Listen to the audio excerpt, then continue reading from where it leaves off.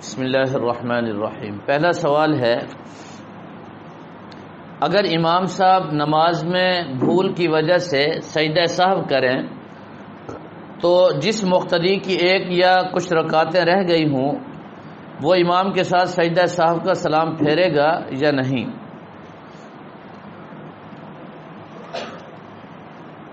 یہ مسئلہ بڑا اہم ہے، اس کو سمجھ لیجئے۔ وہ مقتدی جو پہلی رکعت میں امام کے ساتھ شامل ہوئے، اب ان کی آخری رکعت ہے، تو امام صاحب جب سلام پھیریں گے تو وہ مقتدی بھی ساتھ سلام پھیریں گے۔ البتہ ایسے مقتدی جن کی ایک یا دو رکعتیں رہتی ہیں، انہوں نے عبدہ و رسولہ تک پڑھ کر خاموش ہو جانا ہے، آگے درود شریف انہوں نے نہیں پڑھنا۔ ظاہر ہے انہوں نے امام کے سلام پھیرنے کے بعد کھڑا ہونا ہے، یہ سلام نہیں پھیریں گے۔ امام صاحب جب سلام پھیر لیں گے تو بعد میں پتہ چلے گا کہ امام صاحب سجدہ سہو میں گئے، تو یہ امام صاحب کے ساتھ سجدہ سہو میں شریک ہو جائیں گے، اللہ اکبر کہتے ہوئے سلام نہیں پھیریں گے۔ ٹھیک۔ دوسرا مسئلہ ہے حمدن کثیرن طیبن مبارکن فی، یہ تسبیح فرض نمازوں کے رکوع سے کھڑا ہونے کے بعد پڑھیں یا سنتوں اور نفلوں کے رکوع سے سیدھا کھڑا ہونے کے بعد پڑھنی ہے، اس کی تصحیح فرما دیں۔ اگر فرض نماز میں امام صاحب اتنا وقفہ دیتے ہیں کہ آپ یہ تسبیح پڑھ سکتے ہیں تو آپ ضرور پڑھیں۔ اگر امام صاحب اتنا وقفہ نہیں کرتے، وہ کھڑے ہوتے ہیں اور کھڑے ہونے کے بعد سیدھا سجدے میں چلے جاتے ہیں، موقع نہیں ہوتا، تو پھر آپ فرضوں میں چھوڑ دیں اس کو۔ حدیث شریف میں آتا ہے من اما قوما فلیخفف الصلاۃ، جو قوم کا امام ہو اسے چاہیے کہ وہ نماز مختصر ہلکی نماز پڑھائے، زیادہ لمبا نہ کرے۔ قیام، قرات، رکوع اور سجود میں طوالت، لمبائی نہیں ہونی چاہیے، مختصر۔ اسی طرح رکوع سے اٹھنے کے بعد جب کھڑا ہونا ہے تو وہ بھی اتنا کہ فرض ادا ہو جائے، واجب ادا ہو جائے، اس سے زیادہ نہیں فرض میں۔ اس کی وجہ بھی نبی پاک صلی اللہ علیہ وسلم نے فرمائی ہے کہ پیچھے جو مقتدی ہیں ان میں کوئی بیمار ہوتا ہے، کوئی مسافر ہوتا ہے، ذو الحاجہ، کسی کی کوئی نہ کوئی حاجت اور ضرورت ہوتی ہے، وہ جلدی میں ہوتے ہیں۔ اور جب آپ سنتیں پڑھ رہے ہیں یا نوافل، ظاہر ہے وہ آپ کی اکیلے ذاتی نماز ہے، اس میں آپ کے پاس ٹائم ہے، فرصت ہے، تو یہ مستحب اور مسنون دعائیں ہیں رکوع سے کھڑے ہونے کے بعد۔ اسی طرح دو سجدوں کے درمیان اللہم اغفر لی وارحمنی وارزقنی وعافنی واجبرنی، یہ کلمات آپ ضرور ادا کریں، سنت ہے۔ رکوع سے کھڑے ہونے کے بعد حمدن کثیرن طیبن مبارکن فی، یہ کلمات بھی ضرور ادا کرنے چاہیے۔ اللہ تعالی ہم سب کو عمل کرنے کی توفیق عطا فرمائے۔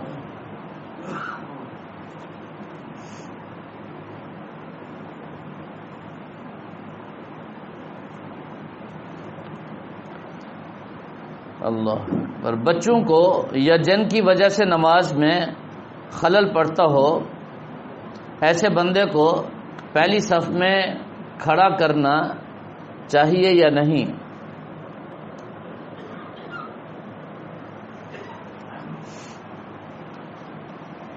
ترتیب تو ایسے ہے کہ اگلی صف میں مرد ہوں اور بچے پیچھے ہوں، اور اگر کوئی بچہ سمجھدار ہے اور نماز بھی سنجیدگی کے ساتھ ادا کرتا ہے اور بالغ یا قریب البلوغ ہے، اگر وہ اگلی صف میں کھڑا ہو جائے تو جائز ہے، کوئی حرج نہیں ہے، بلا وجہ اس کو روک ٹوک نہ کی جائے۔ آج کل تو ویسے فتنوں کا دور ہے، بچہ، بوڑھا، جوان جو بھی آ جائے اس کو قدر کی نگاہ سے دیکھنا چاہیے اور سلام پیش کرنا چاہیے، وہ آ تو گیا نا جی۔ ایسا سلوک ہرگز نہیں کرنا چاہیے جس سے کوئی بدظن ہو کر، ناراض ہو کر مسجد میں آنا جانا ہی چھوڑ دے۔ آج کل تو حالات ایسے ہیں، کہیں اور تو ہماری چلتی نہیں، مسجد میں ہم پوری حکومت کرتے ہیں۔ اب دیکھ لیں، ہمارے ہاں خیابان میں ایک صاحب کئی دنوں سے نماز پہ نہیں آ رہے تھے، میں نے پتہ کیا، مجھے خیال ہوا کہ شاید بیمار ہوں گے یا کوئی سفر پر ہوں گے، معلوم کرنے پر پتہ چلا کہ ہمارے مدرسے کے کسی طالب علم کی کسی حرکت کی وجہ سے وہ ناراض ہو گئے. انہوں نے کہا جی میں مسجد میں نماز نہیں پڑھوں گا، میں گھر پڑھوں گا. تو میں نے ان کو فون کیا، ٹائم لیا ان سے ملنے کے لیے. تو فون پہ بات ہو گئی. میں نے ان سے پہلی بات یہی کی کہ میں بچے کی طرف سے معافی مانگتا ہوں، آپ مسجد میں آئیں اور نماز نہ چھوڑیں. بچے ہیں. اچھا، ہمارے بچوں کی حالت یہ ہے، ہمارے اپنے محلوں میں سب جانتے ہیں، ہمارے بچے آتے ہیں مسجدوں میں، کبھی نہیں سوچا ہم نے. اور جو بچے آئے ہوئے ہیں اگر ان سے کوئی غلطی ہو گئی ان کو اپنا بچہ سمجھے. یہی مرد حضرات، میرا تجربہ اور مشاہدہ ہے، اپنے گھروں میں اپنے بچوں کے سامنے اتنے بے بس ہوتے ہیں، نہ ان کا مطالعہ ہوتا ہے، نہ ان کا کھانا ہوتا ہے، نہ ان کا سونا ہوتا ہے، کچھ بھی نہیں ہوتا. ان کی زندگی اجیرن بنا چکے ہوتے ہیں اپنے بچے، وہاں تو یہ کچھ بھی نہیں بولتے. مجھے ایک مثال پیش کریں کہ کوئی باپ گھر سے نکل کر مسجد میں آ گیا ہو، جی میں آج کے بعد مسجد میں رہوں گا، گھر نہیں جاؤں گا، وہاں بچے تنگ کرتے ہیں. ہے کوئی مثال؟ وہاں کیوں تنگ نہیں ہوتے؟ گھر کی بھی اہمیت ہے، اپنے بچوں کی بھی عظمت ہے، اور مسجد میں کسی کا کوئی حق نہیں ہے. جی میں یہ نہیں کہتا کہ ہمارے بچے ٹھیک کرتے ہیں یا جو حضرات ہیں وہ صحیح، یہ مقصد نہیں ہے، غلط ہیں، ان کی بھی اصلاح کی ضرورت ہے. لیکن ہمارے اندر اتنی نزاکت اور اتنی، میں اب کیا کہوں جی، یہ نہیں ہونی چاہیے. اصلاح کر دے. میں نے ان کو کہا، میں نے کہا یہ آپ کے بچے ہیں، آپ اس کو تھپڑ مار دیتے، ہم آپ کو کچھ بھی نہ کہتے. صرف میرے ذمہ ان کی اصلاح نہیں ہے، آپ بھی باپ کی، سفید ریش بزرگ تھے، آپ بھی باپ کی جگہ ہیں. آپ اس بچے کی اصلاح کرتے، اس کو سمجھا دیتے. الگ بلا کر، کئی طریقے ہیں تربیت کے اور اصلاح کے، ہر قسم کی اصلاح کی آپ کو اجازت ہے. آپ جب بھی آئیں، جب بھی کوئی مسئلہ ہو مجھے بتائیں، مجھے نہ بتائیں تو آپ خود براہ راست بچوں کی اصلاح کریں. یہ بچے دیہاتوں سے آتے ہیں، پتہ نہیں گھر کا ماحول کیسا ہوتا ہے. آپ کو تو ہمیں داد دینی چاہیے کہ ہم ان سب بچوں کو سنبھالتے ہیں. گھر والوں کی حالت یہ ہے کہ ایک دو بچے ان کو کافی ہوتے ہیں. جی ان کو نہیں سنبھال سکتے. 100 200 400 بچے، اور مختلف الخیال اور مختلف المزاج بچے جن کو ہم نے سنبھالا ہوا ہے. بہرحال اللہ تعالیٰ عافیت کا معاملہ فرمائے. جی اور اگر کوئی بچہ ایسا ہے جو نماز میں حرکتیں کرتا ہے، ادھر ادھر دیکھتا ہے، اور جس سے ساتھ نماز پڑھنے والوں کی نماز میں خلل واقع ہوتا ہے، تو ایسے بچوں کو پیار سے، محبت سے سمجھا دیا جائے کہ آپ پیچھے کھڑا کریں. سختی اس پر بھی نہ کی جائے. ایک نہ ایک دن سمجھ جائے گا، وہ سنبھل جائے گا.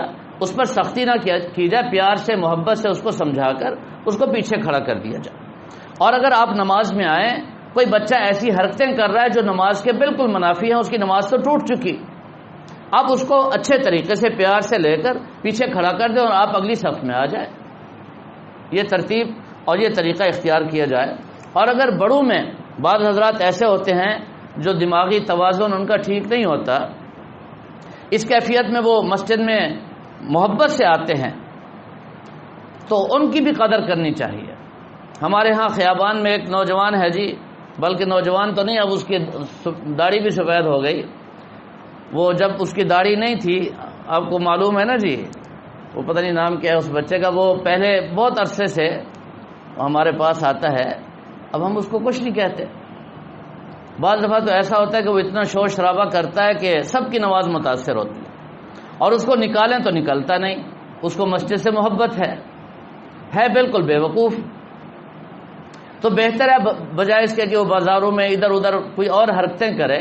اللہ اللہ تو کر رہا ہے نا، جب بھی ہم اس کو دیکھتے ہیں وہ بزرگ بن کے اللہ اللہ کرتا ہے، اس طرح انگلی اٹھاتا ہے جی اپنی آواز میں جیسے اس کی آواز ہے.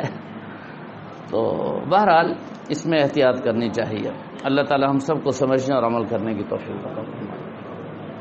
الحمدللہ الذی ہدانا